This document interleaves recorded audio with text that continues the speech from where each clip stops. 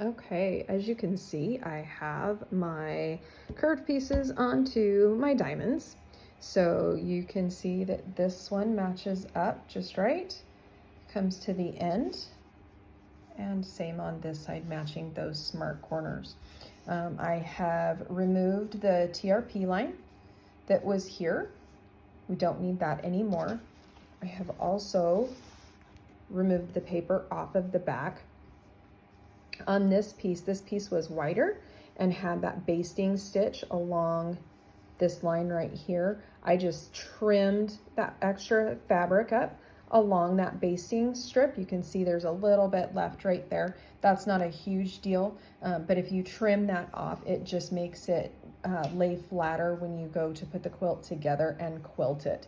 You can do that prior to attaching it to your diamond. Doesn't really matter whether you do it before or after, but you can trim that excess off. You can see on this other one, not all of my pieces ended up matching up perfectly. The end matched up, but the stitching didn't come to this point right here. And so when you fold it over, it doesn't match perfectly. So what I'm gonna do is I'm just gonna pull a few stitches and then come back in and make this line a little bit shallower to meet this point right here. And that will make it meet up like this one so that it's a little bit more perfect. If it's not too much, if it's 1/16 or 1/8 of an inch, you can actually leave it and it will, when you sew the next piece on, it'll absorb into that.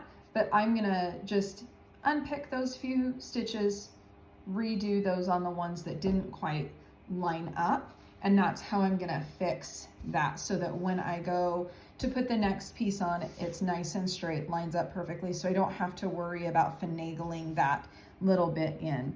You can see my TRP line is still in here. I will take that out. If you have done a basting stitch for that TRP line, it's really easy just to pull that thread like that, and that'll pop out, and then those lines will go away with work.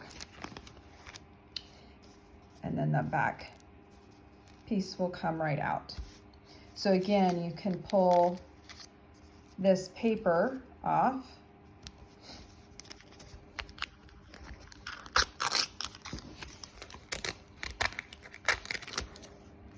And you can see that excess fabric there.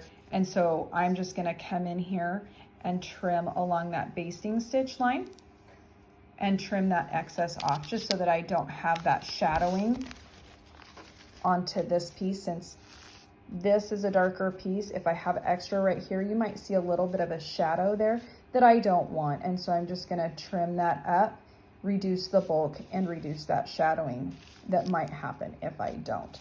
So there are my finished pieces. I'm gonna fix this a little bit, but those are the finished pieces for my Forget Me Not Andromeda colorway. And so if you, are struggling with your piecing, things like that, then hopefully this video will help you be able to figure out those instructions. And then next month, I will be working on